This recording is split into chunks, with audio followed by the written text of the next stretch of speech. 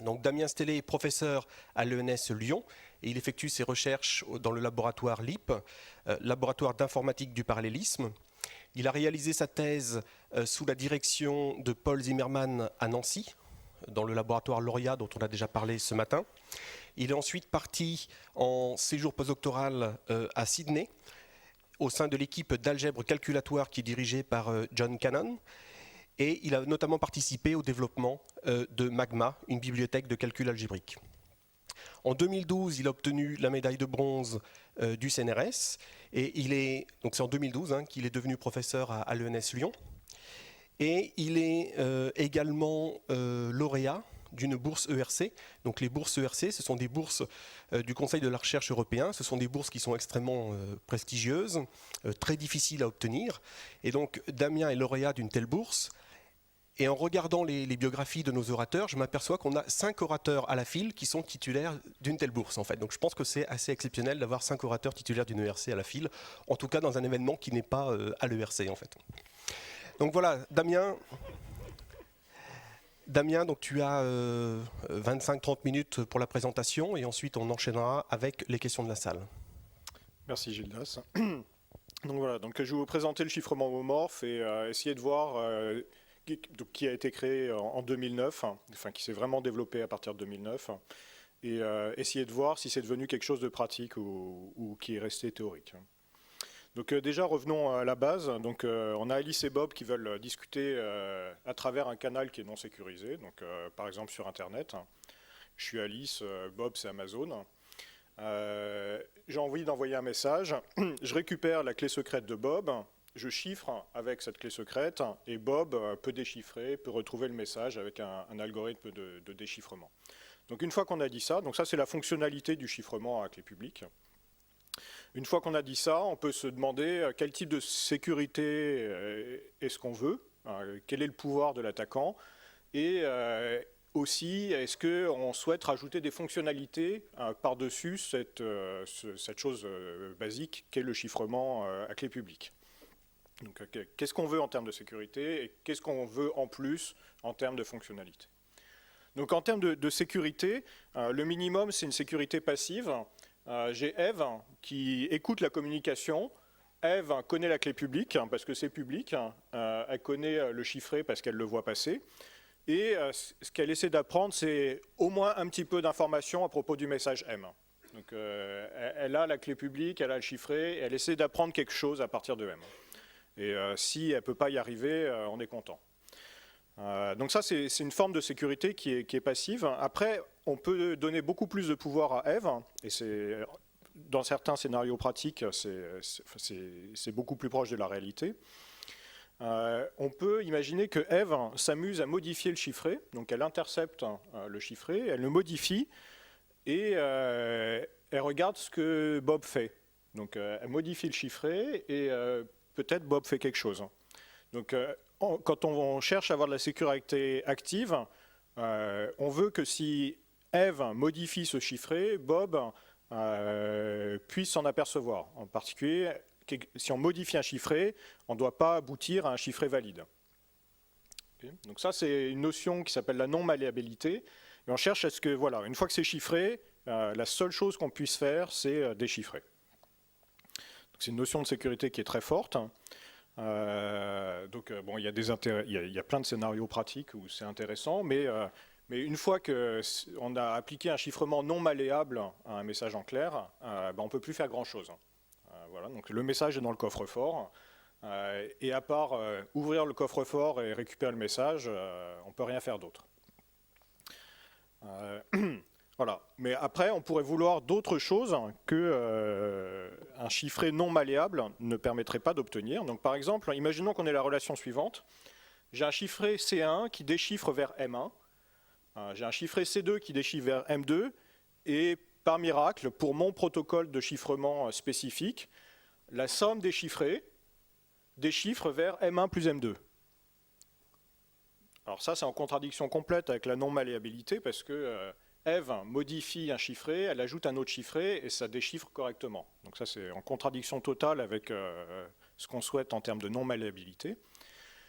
Mais c'est quand même intéressant parce que là, du coup, ce qu'on peut faire, c'est si j'ai M1 qui est en dessous de C1, si j'ai M2 qui est en dessous de C2, ben, je retrouve M1 plus M2 en dessous de C.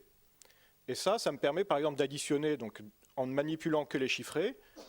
Et additionner, il y a des applications concrètes, par exemple le vote électronique. Donc je chiffre un vote, et mettons que je veuille additionner des votes, j'additionne les chiffrés, sans savoir ce que valent les votes. Donc, le vote électronique, c'est plus compliqué que ça, mais en particulier, ça repose sur du chiffrement homomorphe, homomorphe pour l'addition. Voilà, donc ça c'est pour motiver la malléabilité. Donc des fois, on ne veut pas de malléabilité parce qu'on veut une sécurité très forte, et des fois on est content avec une sécurité pour des attaquants passifs, mais on souhaite pouvoir calculer sur des chiffrés. Et donc ça c'est tout l'objet de mon intervention, c'est qu'est-ce qu'on peut faire comme calcul sur des chiffrés? Jusqu'où peut-on aller en termes de calcul sur des données chiffrées? Voilà, donc le chiffrement homomorphe, on peut le voir comme du chiffrement malléable par design. Donc on le construit pour que justement il soit très malléable. Voilà, donc la définition, donc pour savoir de quoi on parle. Donc j'ai un protocole de chiffrement, donc il y a deux algorithmes, un algorithme de chiffrement, un algorithme de déchiffrement. On dit qu'il est homomorphe pour une certaine fonction f. Donc par exemple f, ça peut être l'addition. Ça peut être plus compliqué que ça, mais en particulier ça peut être l'addition. Une fonction, ça peut être, on peut imaginer que c'est un circuit de calcul, un algorithme, un calcul scientifique, autre chose. Donc tout ce qu'on souhaite, toute chose sur laquelle, tout algorithme, tout programme. Donc c'est homomorphe pour cette fonction f en particulier. S'il existe un algorithme d'évaluation tel qu'on est la chose suivante, si C1 déchiffre vers M1, si C2 déchiffre vers M2, etc., si CK déchiffre vers MK, où K c'est le nombre d'entrées de la fonction f, alors, quand j'applique la fonction d'évaluation au CI, donc j'évalue homomorphiquement les CI, alors ça déchiffre vers F DMI. Je reprends l'exemple de l'addition. Si j'additionne mes chiffrés, alors ça déchiffre vers la somme d'éclairs. Donc je suis en train d'appliquer une fonction à travers une couche de chiffrement. Alors à quoi ça sert? Donc il y a un exemple, il y a une application phare au chiffrement homomorphe qui est l'externalisation du calcul. Donc prenons un cas concret, j'ai mon téléphone portable, c'est un objet qui est intéressant, mais en particulier il n'est pas très puissant en calcul et surtout il n'a pas beaucoup de batterie. Par contre, ailleurs, dans des endroits bien fournis en électricité et en refroidissement, il y a des tonnes et des tonnes de machines, de la grosse puissance de calcul. Donc par exemple, j'ai envie de rentrer chez moi du travail, je veux mon itinéraire. Alors peut-être pas de mon travail, mais d'un autre endroit, et je veux mon itinéraire pour rentrer chez moi. J'utilise une app, j'envoie la demande au centre de calcul qui me donne ma trajectoire. Donc c'est pas calculé en local sur le téléphone. Comment on peut faire? Donc ça, une difficulté intrinsèque de cette idéalisation du calcul, c'est que la personne qui possède ces clusters, mettons une grosse compagnie qui met à disposition du calcul, elle a accès à mes données. Donc elle voit ce sur quoi je calcule, elle a accès à mes données, ma vie privée n'est pas du tout protégée. Donc là, le chiffrement homomorphe, il permet d'intervenir à ce niveau-là. On peut imaginer que avant d'envoyer mes données, je les chiffre. Donc j'envoie des chiffrés de mes données. Je dis au cluster, applique cette fonction de manière homomorphe, par exemple, calcule mon trajet pour rentrer chez moi, mais sans connaître les données. Le cluster évalue homomorphiquement les chiffrés, et quand je déchiffre, j'ai le résultat du calcul. Donc j'ai externalisé un calcul tout en préservant la confidentialité de mes données. Donc ça, c'est l'application phare, disons, ou l'application immédiate du chiffrement homomorphe. Ok, alors un petit historique. Donc le concept, il n'est pas tout à fait nouveau, il date de la fin des années 70, a été proposé par Rivast, Aldenman et Dertouzos, mais ils ont juste proposé le concept, ils n'ont pas proposé de protocole. Ils ont dit si on avait ça, ce serait vraiment pas mal. Bref, pendant très longtemps, on a eu des homomorphismes restreints, donc on pouvait additionner des bits, je pouvais additionner des 0 et des 1, Voilà, bon, c'est intéressant, mais ça ne va pas te faire grand-chose. On pouvait multiplier des entiers, donc ça c'est mieux. On peut additionner des entiers depuis les années 90, donc ça pareil, par exemple pour faire du vote, c'est intéressant. Après beaucoup de transpiration, en 2011, Bonego et Nissim ont montré comment arriver à additionner, multiplier et additionner de nouveau, et c'était tout. Donc on fait une couche d'addition, une couche de multiplication, une couche d'addition, et là, ça y est, on s'arrête. Donc ça, c'est ce qu'on avait après des années de travail. En 2009, il y a eu une révolution grâce à Craig Gentry. Et Craig Gentry a proposé un chiffrement complètement homomorphe en 2009, c'est-à-dire un protocole de chiffrement qui permet d'évaluer n'importe quelle fonction. Donc n'importe quelle fonction peut être évaluée juste à partir des chiffrés à travers la couche de chiffrement. Voilà, donc ça, en 2009, ça a été en tout cas dans le milieu académique, ça a été une révolution. On pensait que c'était quelque chose qui était inatteignable. Et là, coup de tonnerre, Gentry arrive avec cette solution, tout le monde en parle. Et une partie très significative de la communauté crypto se met à travailler sur le sujet.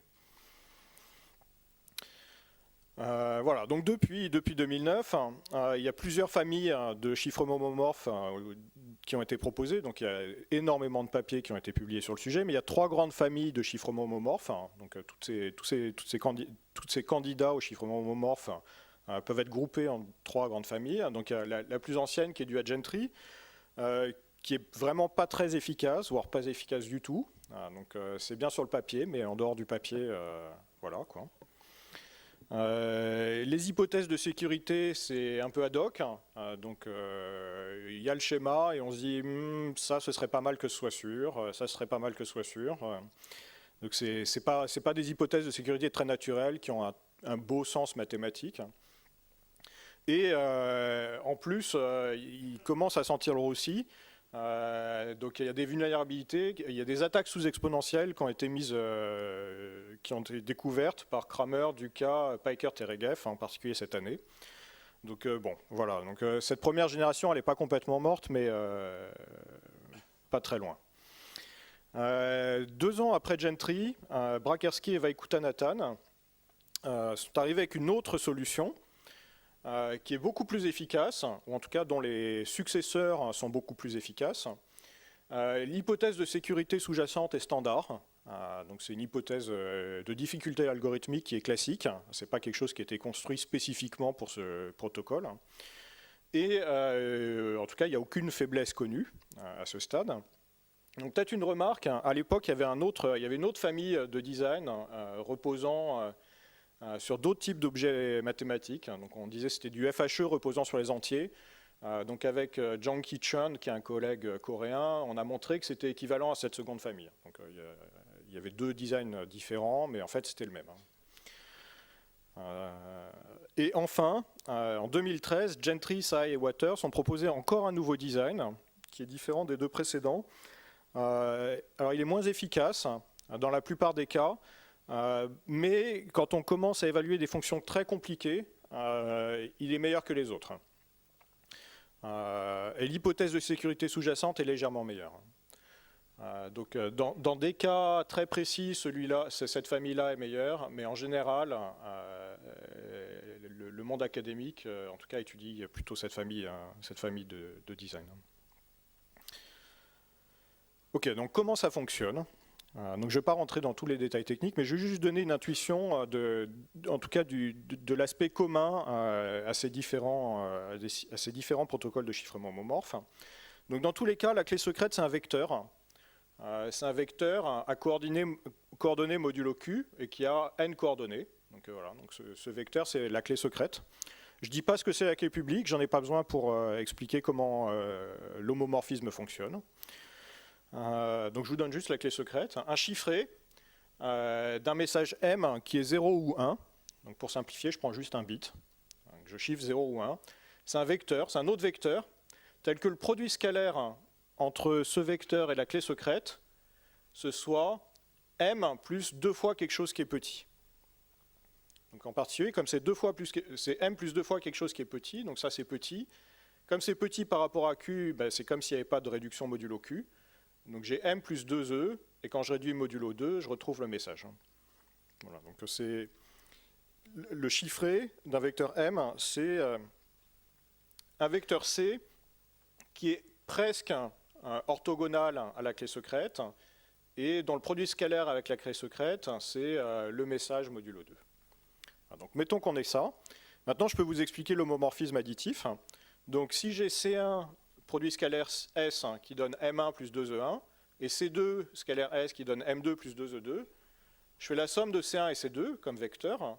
Ben, la somme de C1 et C2 avec produit scalaire S, c'est, par associativité du produit scalaire, M1 plus M2 plus 2 fois E1 plus E2. Donc ça, c'est C1 plus C2, c'est un chiffré qui déchiffre vers M1 plus M2. Donc là, ça explique pourquoi c'est homomorphique d'un point de vue additif. Voilà. Alors une remarque, c'est que E1 plus E2, alors E c'était petit, E1 et E2 c'est petit, E1 plus E2 bah, c'est toujours petit mais un peu moins. Donc j'ai quelque chose qui est petit mais qui a quand même un petit peu grossi. Voilà. Donc là on voit que si je le fais trop fois de suite, à un moment ce terme E d'erreur ou de bruit il devient trop gros. Donc à un moment ça va saturer et j'arriverai plus à additionner. Alors, juste un petit mot sur la sécurité sous-jacente. Donc, ça a l'air bien simple parce qu'on joue avec des vecteurs. C'est un objet mathématique qu'on étudie au lycée, je crois, si ma compréhension des programmes du secondaire est correcte. Est-ce que c'est vraiment sûr? Donc, il n'y a pas d'objet mathématique ici extrêmement complexe. On est en train de jouer avec des vecteurs. En fait, d'un point de vue algorithmique, la structure qui est sous-jacente, c'est un peu plus compliqué que juste des vecteurs, c'est les réseaux euclidiens, qui sont des espaces, des ensembles de points linéaires, régulièrement espacés dans un espace euclidien, donc une grille, un cristal, ça forme un réseau euclidien. Ça, c'est un objet mathématique qui est étudié depuis le début du XXe siècle, avec les travaux de Minkowski. On peut remonter ça même avant, mais c'était exprimé dans des termes différents. L'hypothèse de sécurité qui est sous-jacente à ces schémas de chiffrement homomorphe, on peut l'exprimer de la manière suivante. J'ai un réseau euclidien de très grande dimension, donc je ne suis pas juste en dimension 2 comme ici, mais il faut imaginer, je ne sais pas, dimension 1000. On me donne un point de l'espace, le but est de trouver le point du réseau le plus proche. Voilà, donc ça c'est un problème algorithmique bien identifié, qui est utilisé dans d'autres domaines. Et si ce problème algorithmique est difficile, alors ces protocoles de chiffrement homomorphe sont sûrs. Alors au passage, c'est une hypothèse de sécurité qui est post-quantique, donc je pense qu'Antoine va peut-être vous en parler plus, Antoine Joux va peut-être vous en parler plus tout à l'heure. Ok, donc comment multiplier des chiffrés? Donc là je vous ai montré comment additionner des chiffrés. Comment additionner à travers la couche de chiffrement, donc j'additionne les chiffrés. Ce qui est plus compliqué, c'est multiplier. Et si je savais à la fois additionner et multiplier, je peux faire tout le reste, parce que n'importe quel calcul est une combinaison d'addition et de multiplication. Donc une fois que je sais multiplier, ça y est, j'ai tout. Alors là, par contre, il y a beaucoup plus de transpiration. Et c'est là que les trois générations diffèrent. Donc dans la première génération de chiffrement homomorphe, celle de Gentry, ils prenaient des vecteurs qui avaient aussi un sens en tant que polynômes. Et donc multiplier les vecteurs, ça signifiait multiplier les polynômes. Et alors après, quand on commence à faire ça, ce qu'il y a derrière, c'est de la théorie algébrique des nombres. Donc on se retrouve avec des grosses maths, de l'algèbre vraiment sérieuse. C'est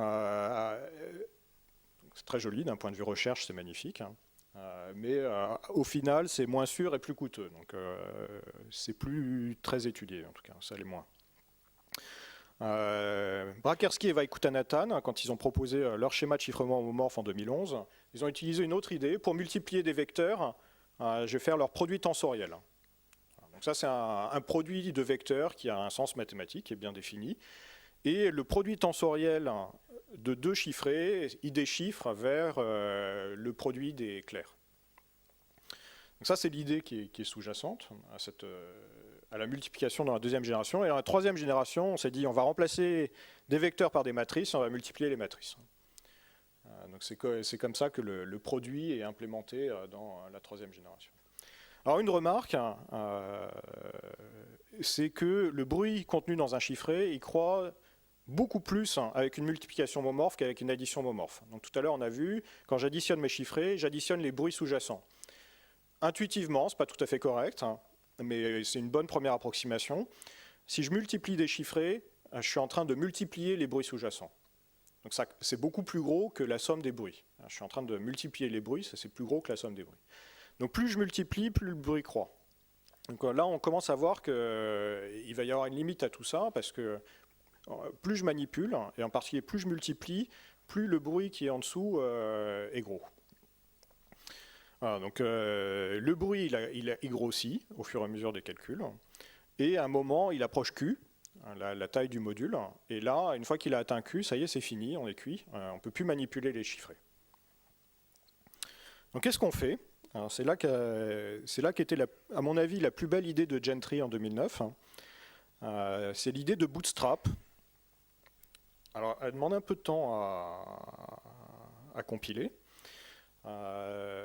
Donc, laissez-moi vous l'expliquer. Donc, je prends un chiffré de M, et intuitivement, c'est un chiffré qui a déjà un gros bruit. Donc, c'est un chiffré qui laisse plus beaucoup de place au chiffrement homomorphe, à des calculs supplémentaires. Après, mettons que j'ai publiquement le chiffré de la clé secrète. Donc je donne publiquement le chiffré de la clé secrète. Qu'est-ce que je vais faire avec ça ? Donc l'idée de Gentry, c'est d'évaluer homomorphiquement l'algorithme de déchiffrement sur le chiffré de la clé secrète. Alors, on est en train de se dire, on est en train de prendre tous les algos qu'on a ensemble et on fait un mélange et on regarde ce qui se passe. Non, en fait, c'est bien plus malin que ça. Il y a vraiment un sens. Donc, qu'est-ce que c'est cette chose-là ? Donc, l'évaluer homomorphe d'un chiffré, c'est un autre chiffré. Donc, déjà, c'est un type qu'on connaît, cette chose. Ça, c'est un chiffré. Et vers quoi ça déchiffre ? Ça déchiffre vers la même chose que si j'appliquais la fonction au clair qui est en dessous de ce chiffré. Donc, si j'applique cette fonction-là au clair qui est en dessous de ça, qu'est-ce que j'ai ? Je suis en train d'appliquer l'algorithme de déchiffrement à la clé secrète et je récupère le message. Donc qu'est-ce que j'ai quand je fais cette opération de bootstrap ? J'ai créé un nouveau chiffré qui déchiffre vers le même message qu'au début. Donc j'ai pris C et je l'ai transformé en un autre chiffré qui déchiffre vers M. Alors pourquoi j'ai gagné ? J'ai gagné parce que ce nouveau chiffré, il est frais. Et en particulier, son bruit est beaucoup plus bas. Donc j'applique cette étape, je récupère un autre chiffré du même message, mais maintenant le bruit sous-jacent est beaucoup plus bas, et donc je peux continuer à faire des calculs. Voilà, donc quand le bruit devient trop gros, je bootstrap, et ensuite je peux continuer. Donc ça, c'est l'idée de Gentry, pour compenser la croissance du bruit.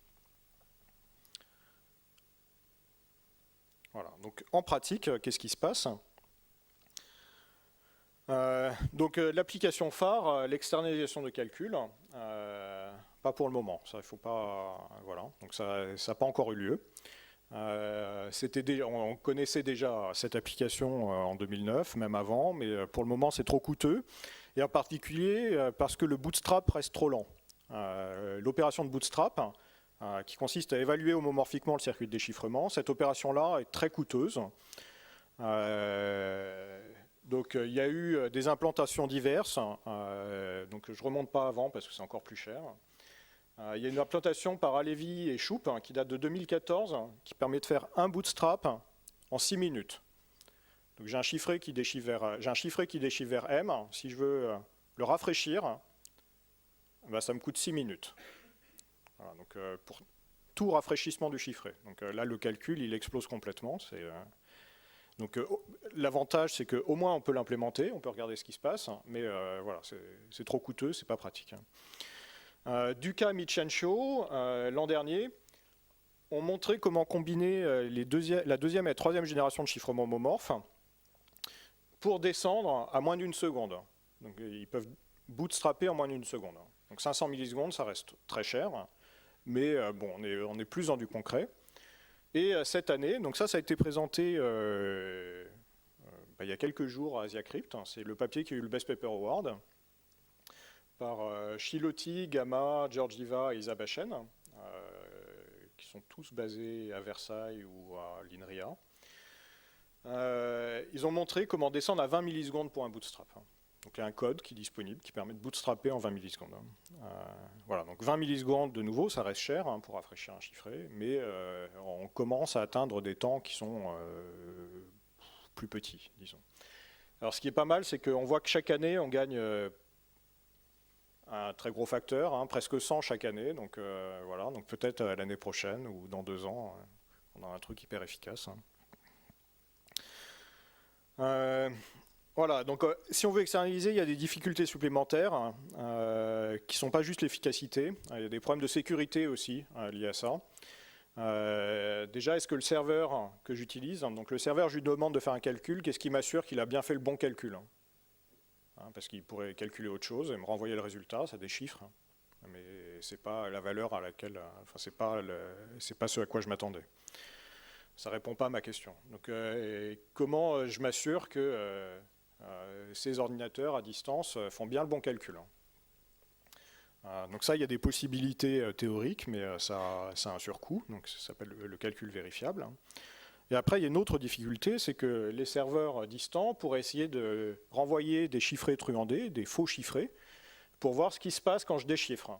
Donc ils pourraient essayer de faire des attaques actives sur les chiffrés, ils pourraient essayer de manipuler le chiffré, m'envoyer des trucs qui ne devraient pas déchiffrer, et regarder ce que je fais. Et à partir de là, essayer d'extraire de l'information, par exemple sur ma clé secrète ou sur mes données. Et donc ça, c'est un gros problème théorique qui est complètement ouvert, c'est avoir un chiffrement homomorphe résistant aux attaques à chiffrer choisis. Donc ça, c'est complètement ouvert, et en pratique, ce serait un problème sérieux. Voilà, donc l'application phare, l'externalisation de tous les calculs, on n'y est pas du tout. Par contre, des calculs homomorphes simples, ça a un vrai sens en pratique. Donc il y a des applications qui ont été développées. Donc je vais vous en mentionner 2. Et en fait, l'idée sous-jacente, c'est que les circuits ou les fonctions que je dois évaluer sont simples. Donc en particulier, il ne doit pas y avoir beaucoup de multiplication. Il peut y en avoir un petit peu, mais pas trop. Donc un exemple, ça peut être des prédictions médicales. J'ai plusieurs données. Et à partir de ces données, une petite formule me dit si j'ai une chance d'avoir une maladie ou pas, ou la malchance d'avoir une maladie ou pas. Et ça, ces données, typiquement, on veut qu'elles restent confidentielles. Donc on pourrait imaginer qu'on chiffre les données médicales et on fait le calcul là-dessus, et seulement la personne autorisée déchiffre. Donc ça, c'est un cas concret. Ou de l'analyse de gènes. On peut imaginer aussi des statistiques élémentaires sur de l'analyse de gènes. Par exemple, déterminer les fréquences, voir si 2 gènes se ressemblent, etc. Donc ça a été développé par Christine Lauter et beaucoup de co-auteurs. Donc je n'ai pas la place de tous les lister. Il y a un certain nombre d'articles. Christine Lauter qui travaille à Microsoft Research. Et donc ça, si vous êtes intéressé par des applications là, je vous invite à consulter sa page web. Il y a beaucoup de documents. Et c'est relativement pratique, c'est concret. Un autre exemple concret de calcul pas trop compliqué, qui pourrait être fait de manière homomorphe, c'est les calculs numériques simples. Donc les calculs numériques, ça arrive partout, donc ça fait intervenir de l'arithmétique flottante, et ça peut intervenir dans le traitement d'images, dans le calcul scientifique. En particulier, si on avait une transformée de Fourier homomorphe, on pourrait faire du traitement d'images homomorphe. Du calcul scientifique élémentaire homomorphe. Donc ça, et il y a un résultat récent là-dessus, avec des propositions concrètes, par une équipe qui est basée à Séoul, qui travaille avec Samsung, et avec des temps de l'efficacité qui n'est pas absurde. Donc on est pour des calculs élémentaires simples, mais qui ont quand même un sens, des calculs qu'on voudrait faire. On est en dessous de la milliseconde. Donc ça, c'est deux exemples concrets. Si le calcul est relativement simple, ça peut être fait. Alors un autre exemple d'application, c'est les calculs multipartites sécurisés, donc MPC en anglais. Donc, quel est le contexte? Donc, mettons que j'ai quatre utilisateurs. Alice, Bob, Charlie et Damien, mettons. Ils ont chacun leurs données, M1, M2, M3, M4, donc chacun a ses données.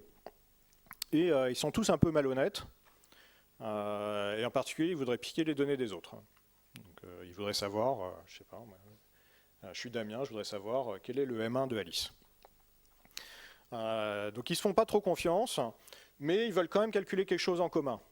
Donc ils voudraient calculer une fonction f DMI en commun. Ils voudraient connaître le résultat du calcul, mais surtout ils voudraient qu'à part le résultat du calcul, il n'y ait rien d'autre qui ait été révélé. Okay. Donc ça, suivant les fonctions, ça peut avoir des intérêts, il peut y avoir des applications pratiques. Donc un exemple, les enchères en ligne. Donc mettons qu'on ait tous envie d'acheter quelque chose aux enchères, mais on n'a pas envie de divulguer aux autres combien on est prêt à payer. Okay, donc on pourrait utiliser un algo de chiffrement, un protocole de calcul multipartite sécurisé qui permettrait de déterminer qui a fait la plus grosse mise et combien il a payé. On saurait qui a gagné, combien il a payé, mais on n'apprendrait rien d'autre sur les autres. Donc par exemple, si je n'ai pas misé assez, les autres ne savent pas combien j'avais misé. On pourrait imaginer de la collaboration entre entités qui ne se font pas confiance. Donc mettons le service de police français a envie de parler au service de police allemand. Il veut savoir si telle personne est suspectée de terrorisme en Allemagne. Mais les Allemands n'ont pas envie de donner accès à leur base de données, et les Français n'ont pas envie de dire quelle requête ils font. Donc on peut imaginer qu'ils font la requête, les Allemands répondent, et le résultat de l'interaction, c'est oui ou non, il fait partie de la base de données, et ni les Allemands ne savent pas quelle requête a été faite, et les Français n'ont rien d'autre dans la base de données allemande que la réponse à leur question. On peut imaginer du chiffrement décentralisé aussi. Alors quel est le rapport avec le chiffrement homomorphe? Donc en fait, le chiffrement homomorphe peut être utilisé pour faire du MPC, il peut être utilisé pour accélérer d'autres protocoles de MPC qui existent déjà. Et c'est cette seconde application qui était peut-être moins attendue, qui a un vrai impact pratique. Donc en particulier, il y a un protocole par Damgard, Pastro, Smart et Zacharias qui s'appelle SPITZ, qui a été proposé en 2011 et qui a été amélioré et amélioré et amélioré. C'est un protocole qui repose sur des idées de MPC qui ne sont pas complètement nouvelles, mais ils mettent dedans du chiffrement homomorphe pour accélérer certaines étapes. Donc ils accélèrent certaines étapes dans ce protocole de MPC pour accélérer significativement, pour améliorer significativement l'efficacité. Donc ça, là, il y a une vraie accélération pratique qui est due au MPC. Et quand on regarde finement ce qui se passe, en fait, le chiffrement homomorphe est utilisé pour faire une couche d'addition, une couche de multiplication, une couche d'addition. Donc c'est pour des circuits relativement simples. Donc ça a été amélioré dans d'autres travaux. Il se trouve que Smart et Lindell ont créé une start-up qui vend du MPC. Ce n'est pas très clair sur le site de la start-up si ils utilisent le chiffrement homomorphe dans les produits qu'ils vendent, mais il y a une possibilité. Donc en conclusion, donc il y a une vraie révolution théorique, académique en 2009 avec le résultat de Gentry. Le résultat il peut être résumé de la manière suivante. Tout calcul peut être effectué sous une couche de chiffrement. Donc ça, c'est un résultat théorique qui est très fort. Donc ça a démarré toute une branche de recherche académique. Il y a beaucoup d'activités scientifiques là-dessus. Il y a eu énormément de progrès depuis le 2009. En pratique, externaliser n'importe quel calcul, ça reste beaucoup trop coûteux avec les solutions qu'on a à ce jour. Donc c'est pas impossible à moyen terme, mais bon, aujourd'hui, ça c'est pas envisageable. Si le calcul est relativement simple, ça peut être concret, ça peut être fait de manière concrète. Il y a des vraies choses qui ont été implémentées, testées, il y a des cas pratiques. Et une autre implication notable, c'est les protocoles de calcul multipartite sécurisés, où là, il y a une vraie accélération grâce au chiffrement homomorphe.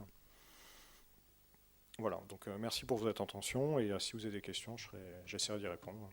Merci Damien pour cet exposé. Des questions dans la salle?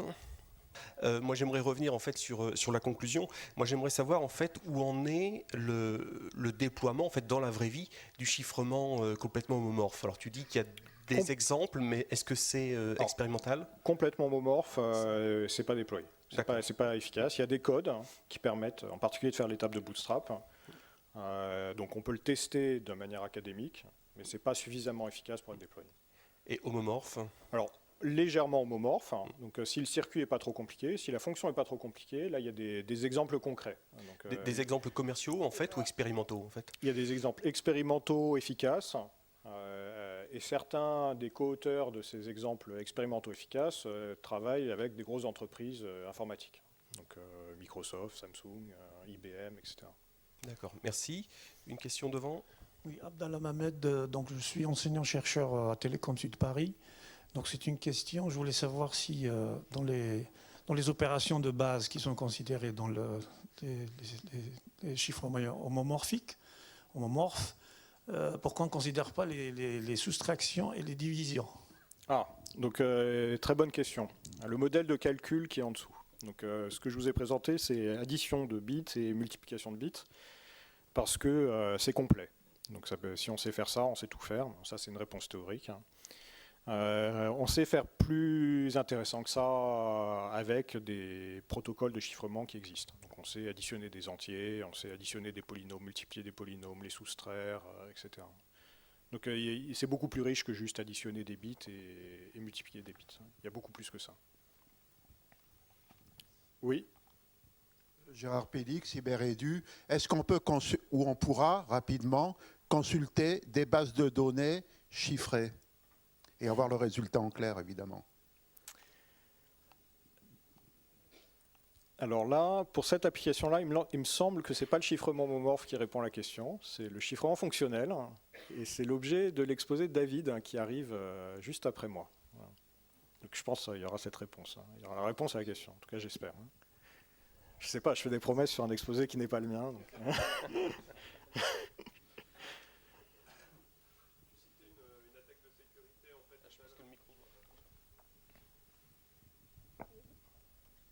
Donc Donc Patrick Bas de Cristal. Je me demandais en fait à quoi ça ressemblait une attaque de sécurité sur du chiffrement homomorphe. L'attaque que tu as citée, tu parles beaucoup de bruit, est-ce que c'est des attaques qui sont des attaques statistiques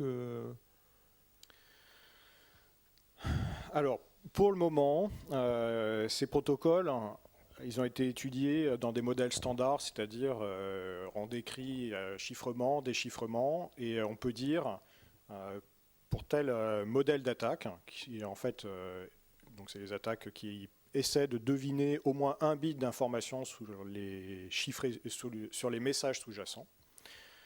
Si ces attaques-là existent, alors il existe des algorithmes efficaces contre des problèmes algorithmiques bien identifiés.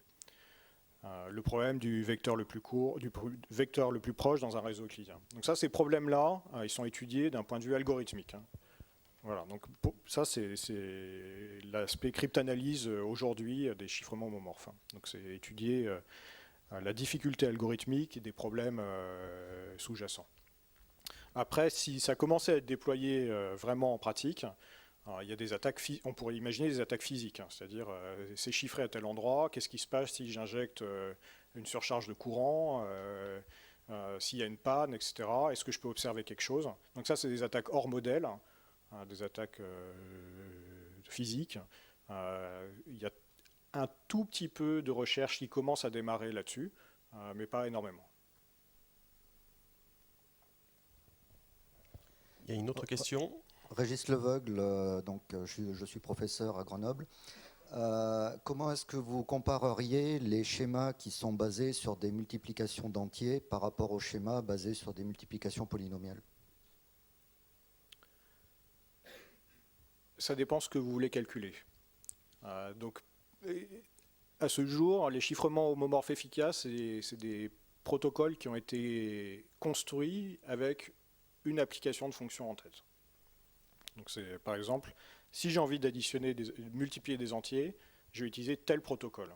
Si je veux multiplier des polynômes, je vais utiliser tel protocole qui a été fait pour ça. Donc ça dépend beaucoup de l'application. Donc à ce stade, on fait le design du chiffrement par rapport à l'application. Si on veut de l'efficacité, c'est ce qu'on fait. Bonjour, Pablo Rosi. Je voudrais revenir sur l'exemple du vote électronique et par rapport à la vérifiabilité du calcul. Dans le cas du vote électronique, on peut très bien imaginer une attaque assez simple où on remplace une partie des votes qu'on nous a filés chiffrés par un chiffrement d'un vote qui nous arrange nous, et on retourne le résultat de ce calcul-là. Qu'est-ce qu'il y a comme approche déjà sur la vérification Alors, sur le vote électronique, c'est un protocole qui est extrêmement compliqué. Donc, il y a plein d'attaques possibles. C'est une très grosse boîte qui va au-delà de la vérifiabilité du calcul et du chiffrement homomorphe. Donc, ça va bien au-delà. Je ne sais pas s'il y a un exposé. Voilà, on aura un exposé cet après-midi de Steve Kramer spécifiquement sur le vote électronique. Voilà, donc ça c'est autre chose. Donc là, la vérifiabilité, on peut imaginer qu'on demande, on externalise un calcul et on demande à ce que ce soit vérifiable, indépendamment du chiffrement. On peut très bien externaliser un calcul en clair et souhaiter pouvoir vérifier que c'est bien le bon calcul qui a été effectué. Donc là, il y a des solutions qui existent. Donc moi, un point d'entrée que j'aime bien, c'est un protocole pratique qui s'appelle Pinocchio, qui a été développé par IBM, qui permet de faire ça, quoi. Peut-être juste une remarque. Il me semble important de noter que l'algorithme n'est pas secret. En fait, le code qui est exécuté par le cloud, là en l'occurrence, dans l'exemple, n'est pas secret. On va prendre une dernière question, peut-être Emmanuel Bresson. Oui, Emmanuel Bresson, Airbus Cybersécurité. J'ai bien aimé la remarque que tu as faite sur la 3e génération d'algorithmes de chiffrement homomorphe, surtout concernant le critère que c'est moins efficace, mais quand même plus efficace dans certains cas, notamment quand la fonction est compliquée. Parce que si on a calculé une fonction... il ne faut pas oublier que si la fonction est simple, et si on a calculé une fonction sur énormément d'entrées, je ne sais pas, 1 million d'entrées par exemple, il y a un moment où ça ne devient pas intéressant de calculer 1 million de chiffrés sur son smartphone, au lieu de faire directement, et 1 million de déchiffrements, au lieu de faire directement la fonction simple sur son smartphone. Où se situe le compromis ? À ce stade, le compromis est très en faveur de le faire localement. Voilà. Sur le smartphone. Pour répondre sur la 2e et 3e génération de chiffrement, là où la 3e est vraiment utile, c'est pour le bootstrap. Donc quand je reprends les temps de calcul, voilà, donc les 2 améliorations là, du Camille Chencho et celle de AsiaCrypt cette année, c'est une combinaison de la 2e et 3e génération de chiffrement. C'est une combinaison très astucieuse de ces deux générations de chiffrement homomorphe qui permet de bootstrapper plus efficacement. Donc un calcul qui est suffisamment compliqué pour nécessiter du bootstrap passera en particulier par de la 3e génération de chiffrement homomorphe. Très bien, merci beaucoup.